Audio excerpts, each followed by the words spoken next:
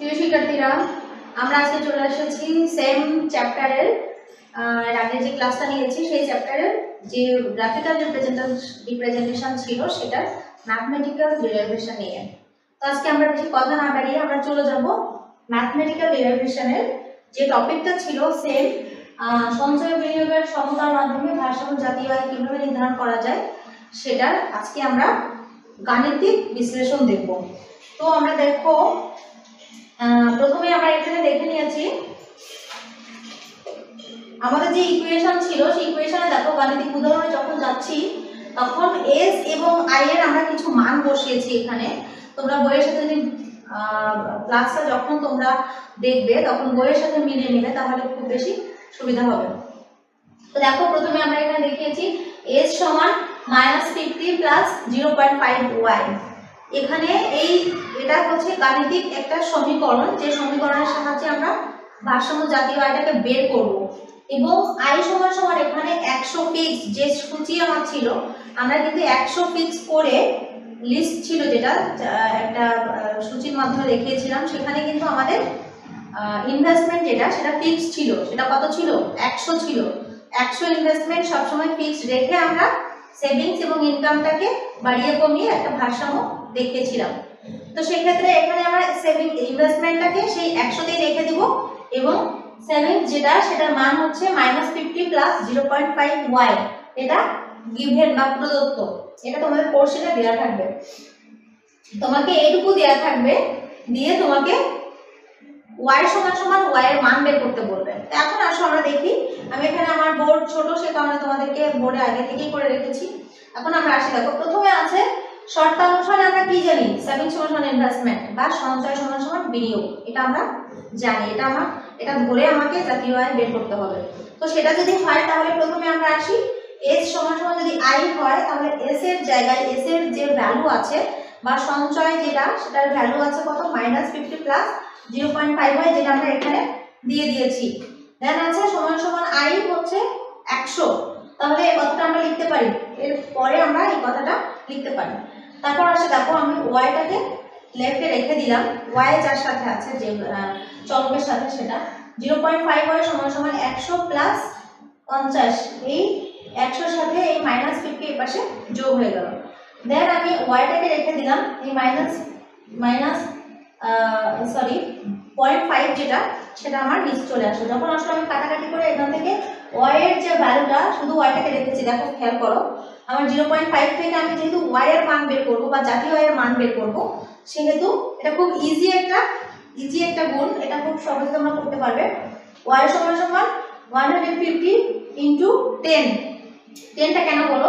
এখানে যে -0.5 ছিল সেটাকে আমি পয়েন্টটাকে ভ্যানিশ করে দশমিক থেকে তুলে দিয়ে আমার উপরে সেটা চলে গেল 10 হয়ে। কাটাকাটি করলে আমার এখানে y এর মান বের হবে 300। তাহলে এই 300টা কি? জাতীয় আয়, এবং এটা ভারসাম্য জাতীয় আয়। এই y মানে যদি ইনকাম হয় তাহলে ইনকামের মানটা হচ্ছে 300। তাহলে আবার সেই সূচি অনুযায়ী এখানে চলে যাবে ইনকাম 300। এবার দেখো এটা ভারসাম্য জাতীয় আয় আমার নির্ধারণ করা হয়ে গেল গাণিতিক শর্তানুসারে। এখন আসো যদি আমার এই ইনভেস্টমেন্টটা যেহেতু এখানে 100 ফিক্স ছিল, তাহলে আমি বলেছি কি যে চলকগুলো আমি লিখেছিলাম ভোগ, সঞ্চয়, বিনিয়োগ, তারপর হচ্ছে গভর্নমেন্ট এক্সপেন্ডিচার যেটা সেটা, এই যে চলকগুলো পরিবর্তন হলে জাতীয় আয় পরিবর্তিত হয়। তাহলে আমি সবকিছু স্থির রেখে যদি ইনভেস্টমেন্ট যেটা এই ইনভেস্টমেন্টটা আগে ছিল 100, এটাকে আমি যদি বাড়াতে চাই বা বাড়াই, ধরো আমি ইনভেস্টমেন্টটাকে বা বিনিয়োগটাকে 100 থেকে 200 করলাম, তখন আমার জাতীয় আয় কি পরিবর্তন হবে সেটা আমি দেখতে পারি। দেখো সেম ওয়েতে এস সমান সমান আই দিলাম, দেন কি হবে? এখানে আমার এস এর মান তো দেয়াই আছে -50 প্লাস 0.5y সমান সমান এই 100 এর জায়গায় আমি দিলাম 200। আমি এটা পরিবর্তন করে দেখতে চাচ্ছি যে এর রেজাল্টটা কি হয় বা জাতীয় আয়ে এর ইমপ্যাক্টটা কেমন হয়। এবার দেখো y এর মান আমরা এখান থেকে কাটাকাটি করলে কত পাই? 500। তাহলে দেখো ইনভেস্টমেন্ট 100 বাড়িয়েছি, জাতীয় আয় 300 থেকে কত হলো? 500 হলো। এই যে 500, তাহলে ইনভেস্টমেন্ট যদি 100 বাড়াই, এই 200 বাড়াই, 100 থেকে আরো 100 এক্সট্রা করে 200 করি, তাহলে জাতীয় আয় আমার 300 থেকে 500 হবে। এটা খুবই ইজি একটা ম্যাথমেটিক্যাল ডেরিভেশন। তোমাদের যদি পরীক্ষাতে আসে তাহলে এটা জাস্ট আজকে একবার যদি করে রাখো তাহলে কখনো এটা করতে হবে না, এইভাবে তোমরা পেরে যাবে। এবার আসো দেখো আমার ম্যাথমেটিক্যাল ডেরিভেশন কমপ্লিট হয়ে গেল। এবার আমরা একটা টপিকে আসি, সেটা হচ্ছে আবদ্ধ অর্থনীতি। আবদ্ধ অর্থনীতি কাকে বলে? আমরা এটাকে ইংলিশে বলবো ক্লোজ ইকোনমি।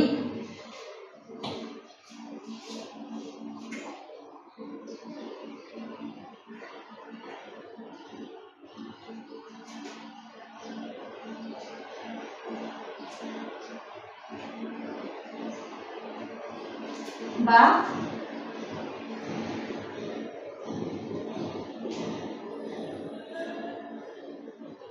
Closed economy. এটা সংজ্ঞাটা কেমন হবে? অর্থনৈতিক কর্মকাণ্ডে ভোগ, বিনিয়োগ, সঞ্চয়, কি বলছি, ভোগ, বিনিয়োগ, সঞ্চয় এবং সরকারি ব্যয়ের সমন্বয়ে গড়ে ওঠা যে অর্থনীতি, সেটাকে আমরা বলবো আবদ্ধ অর্থনীতি। তার মানে এখানে ভোগ, বিনিয়োগ, সঞ্চয়, গভর্নমেন্ট ইন্টারভেনশন, এই চারটা উপাদান থাকবে, কিন্তু এটাই বাইরের কোনো এক্সক্লুডেড কোনো অপশন এখানে থাকবে না, সেটাকে আমরা বলবো আবদ্ধ অর্থনীতি। যদি এক কথায় আমরা বলতে চাই যে এক্সপোর্ট আর ইম্পোর্টটাকে যখন আমি বাদ দিব এক্স আর এম, তখন সেটাকে আমরা বলবো ক্লোজড ইকোনমি। তার মানে কি, একটা দেশের মধ্যে সবকিছু আমি কাউন্ট করছি, এটা আমি দেশের বাইরে যাচ্ছি না। এক্সপোর্ট ইম্পোর্ট মানে কি, দেশের বাইরে আদান প্রদান হবে প্রোডাক্টের বা দ্রব্য সামগ্রী।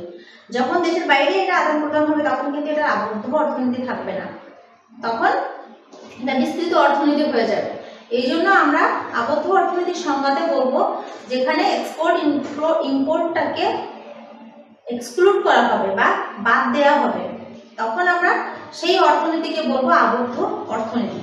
এখন আসো এই আবদ্ধ অর্থনীতি দ্বিখাত বিশিষ্ট হতে পারে এবং তিন খাত বিশিষ্ট হতে পারে। যখন দ্বিখাত বিশিষ্ট হবে তখন এই আবদ্ধ অর্থনীতিতে জাতীয় আয়,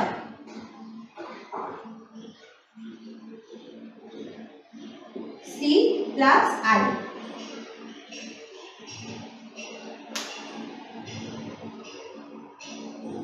এখানে দেখো এই যে এডি, আমরা এই ওয়াইটাকে কিন্তু এডি দিয়েও বোঝাবো, এডি সমান সমান ওয়াই সমান সমান সি প্লাস আই। এই দ্বিঘাত বিশিষ্ট বলতে দুইটা খাত থাকবে এখানে, কি কি থাকবে, ভোগ এবং বিনিয়োগ।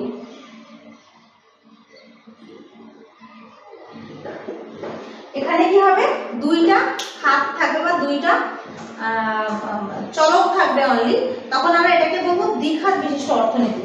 এবং এই জিনিসটাকে যখন আমি তিন খাত বিশিষ্ট, যেটা তিন খাত বিশিষ্ট আবদ্ধ, দুটোই হচ্ছে আবদ্ধ অর্থনীতির অন্তর্ভুক্ত। আমি কি বলছি, এক্সপোর্ট এবং ইম্পোর্ট যদি বাদ দিই তখন সেটাকে আমরা আবদ্ধ অর্থনীতি বলবো। তো যখন আবদ্ধ অর্থনীতি হবে, এই আবদ্ধ অর্থনীতির মধ্যে আবার দুই রকম অর্থনীতি আছে, একটা হচ্ছে দ্বিখাত বিশিষ্ট আর একটা হচ্ছে তিন খাত বিশিষ্ট। দ্বিখাত যখন থাকবে তখন গভর্নমেন্ট ইন্টারভেনশনটা থাকবে না, সেখানে শুধু ওয়াই সমান সমান সি প্লাস আই থাকবে। এবং যখন তিন খাত বিশিষ্ট হবে তখন এখানে আমি ওয়াই সমান সমান লিখবো সি প্লাস আই প্লাস জি। এই জিটা হচ্ছে কি, যে গভর্নমেন্ট ইন্টারভেনশন, গভর্নমেন্ট ইন্টারভেনশন। যখন এই জিটাকে ইনক্লুড করা হবে তখন সেটা আর দ্বিখাত বিশিষ্ট থাকবে না, তখন সেটা কি হবে, তিন খাত বিশিষ্ট আবদ্ধ অর্থনীতির মধ্যে পড়বে। এখন আসো আমরা জাতীয় আয় নির্ধারণ করব। জাতীয় আয় নির্ধারণ করতে গেলে আমার এখানে দেখো সি আই এর মান আমার 100 ফিক্সড। এখন আমরা ধরবো সি এর মান কি কি দেয়া আছে,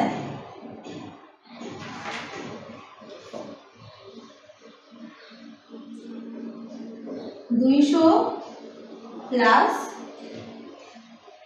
0.5 ওয়াট প্লাস 100। আমরা এখানে 200 কেন দিয়েছি দেখো তো, সি তে সি সমান সমান 200 প্লাস 0.5 ওয়াট। তার মানে এখানে এই 200 বলতে বোঝাচ্ছে অটোনোমাস কনজাম্পশন, যেটা একজন লোকের ইনকাম যদি জিরো হয়ে থাকে বা ইনকাম নাও হয়ে থাকে তারপর কিন্তু তার ভোগটা থাকবে। তার মানে কি, অ্যাট এনি ওয়ে সে ভোগ করবে বা সে খাবে, তার খাবার ব্যবস্থা করতে হবে। কনজাম্পশনটা এমন একটা জিনিস, ইনকাম বেশি হলে সে তো অবশ্যই থাকবে এবং ইনকাম জিরো হলেও তার কনজাম্পশনটা কিন্তু থাকবে, কারণ ভোগ ছাড়া বা খাওয়া ছাড়া একটা মানুষ বেঁচে থাকতে পারে না। কিছুই না হলেও সে তার পেটের দায়ে কিছু না কিছু সে করবে এবং কোনোভাবেই সে তার পেটের ব্যবস্থা করবে, পেটের জোগাড় করবে, তার খাবারের জোগাড় করবে। এই জন্য এই 200টা সবসময় পজিটিভ হবে। আমার ইনভেস্টমেন্টটা কিন্তু নেগেটিভ দিয়ে আমি বোঝাচ্ছিলাম, কিন্তু ভোগের ক্ষেত্রে অটোনোমাস কনজাম্পশন যেটা স্বয়ংভূত ভোগ সেটা সবসময় পজিটিভ হবে, কারণ একজন মানুষের ইনকাম জিরো থাকা সত্ত্বেও তার ভোগ অতীব জরুরি। এখন আসো এই 200 প্লাস 0.5 প্লাস 100টা হচ্ছে ইনভেস্টমেন্ট। আমি জাস্ট এই ইকুয়েশনটা বসাই দিলাম এখানে। তো এখান থেকে যদি আমি আসি 0.5 y সমান সমান 300, সরি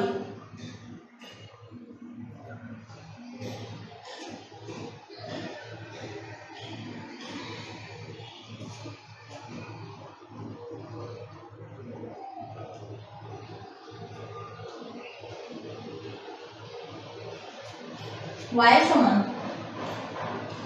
এখানে y এর মান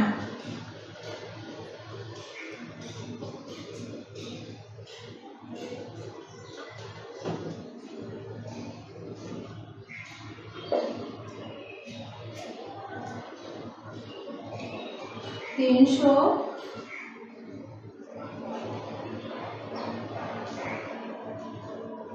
প্লাস 0.5 y, এখানে যদি আমি y রেখে দিই y মাইনাস 0.5 y সমান সমান 300।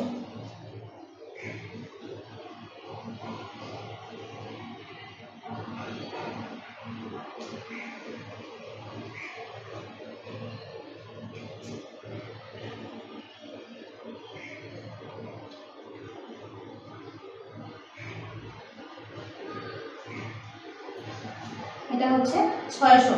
দেখো আমার এখানে y সমান c প্লাস i ছিল, তাহলে y সমান c এর মান 200 প্লাস 0.5 y এবং i এর মান হচ্ছে 100। ঠিক এভাবে আমি ইকুয়েশনটা এখানে বসিয়ে দিয়েছি। y সমান সমান এখানে c প্লাস i এর মান এটা, এবং এখানে এই 300 টাকা থেকে আসছে 100 আর 200 যোগ করে 300, 0.5 y থাকছে। এবার y মাইনাস y এর সাথে আমি y মাইনাস 0.5 y, তার মানে হাফ, যেটা এখান থেকে আমি 300 এর পাশে রাখলাম, 0.5 y সমান সমান এর মান বের করে আমি y সমান সমান 600 একটা ভারসাম্য জাতীয় আয় পেলাম। এটা হচ্ছে দ্বিঘাত বিশিষ্ট অর্থনীতিতে ভারসাম্য জাতীয় আয় নির্ধারণ। তো যখন আমার এবার এটা হচ্ছে দ্বিঘাত বিশিষ্ট অর্থনীতিতে ভারসাম্য জাতীয় আয় নির্ধারণ, এটা কিন্তু খুবই ইজি একটা জিনিস, যেটা আমরা এর আগে দেখিয়েছি। সেম এখানে শুধু অটোনোমাস কনজাম্পশনটাকে 200 করে দিয়েছি, ওখানে যেটা মাইনাস ছিল, এবং ম্যাথমেটিক্যাল যে ক্যালকুলেশনটা আছে সেটা কিন্তু সেম একই জিনিস। এরপর আমরা আসবো 3 খাত বিশিষ্ট অর্থনীতি, আবদ্ধ অর্থনীতি। 3 খাত বিশিষ্ট আবদ্ধ অর্থনীতি। যখন 3 খাত বিশিষ্ট আবদ্ধ অর্থনীতি হবে তখন আমরা এখানে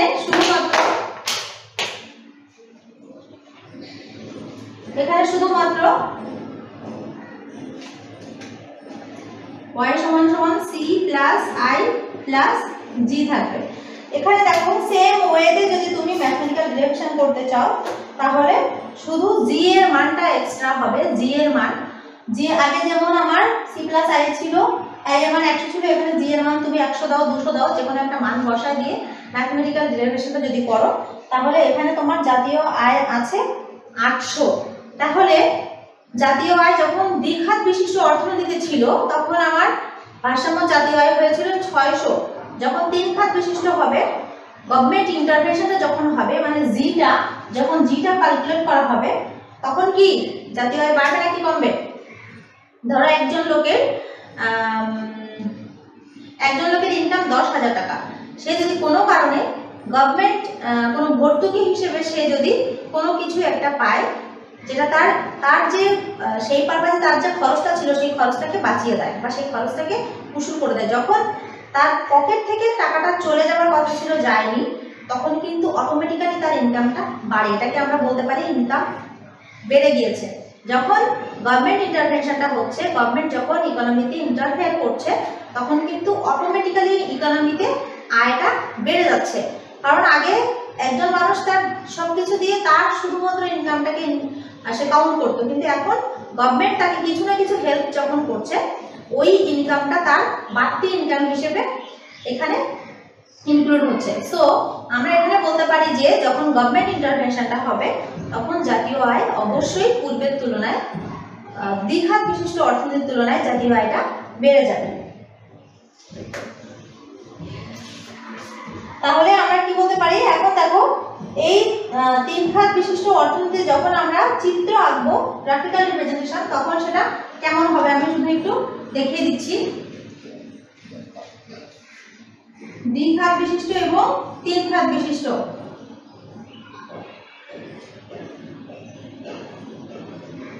এটা কি বলতো?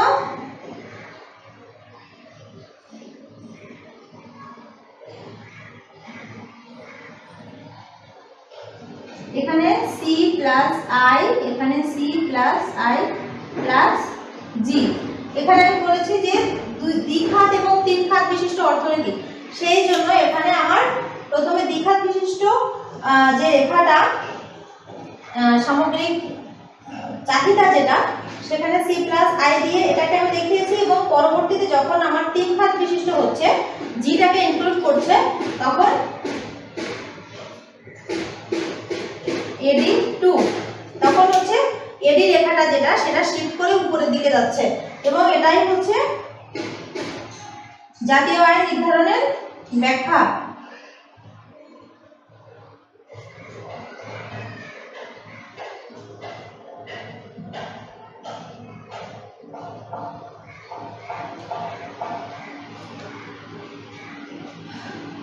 এরকম চিত্রটা তো তোমরা বাসায় আশা করি খুব ভালো করে দেখে নিবে যে দ্বিঘাত বিশিষ্ট অর্থনীতিতে ভারসাম্য জাতীয় আয়ের ম্যাথমেটিক্যাল ডেরিভেশনটা কেমন হবে, গাণিতিক বিশ্লেষণটা, এবং এই চিত্রটা কেমন হবে। এই চিত্রটা আগের চিত্রটার জাস্ট সেম, শুধু আমি তোমাদেরকে এটা বোঝাতে চেয়েছি যে যখন দ্বিঘাত বিশিষ্ট হবে তখন অনলি একটা রেখা দিয়ে আমি বোঝাবো, যখন গভর্নমেন্ট ইন্টারভেনশনটা এখানে ইনক্লুড হবে তখন আমার আরেকটা এডি কার্ভ শিফট করে উপরের দিকে চলে যাবে। সেটাই হচ্ছে তিন খাত বিশিষ্ট আবদ্ধ অর্থনীতিতে জাতীয় আয় নির্ধারণ। এবং আমি দেখেছি যে এডি সমান সমান ওয়াই, আমরা এখানে বলতে পারি অ্যাগ্রিগেট ডিমান্ড সমান সমান এখানে ইনকাম। তাহলে তিন খাত বিশিষ্ট অর্থনীতিতে কিভাবে জাতীয় আয় নির্ধারণ করা হয় সেটা এই চিত্র প্লাস ম্যাথমেটিক্যাল ডেরিভেশনের মাধ্যমে তোমরা খুব সুন্দর করে বুঝতে পারবে। তো আমাদের সামগ্রিক জাতীয় আয় এবং সামগ্রিক জাতীয় ব্যয় এই চ্যাপ্টারটা আজকে এখানে ক্লোজ হয়ে গেল। আমরা এর পরবর্তীতে চ্যাপ্টার 10 দশম অধ্যায় যেটা, সেটা নিয়ে কথা আলোচনা করব। তোমরা বাসায় আরো ভালো করে স্টাডি করো এবং সবার সুস্থতা কামনা করে আমার ক্লাস আজকে এখানে শেষ করছি।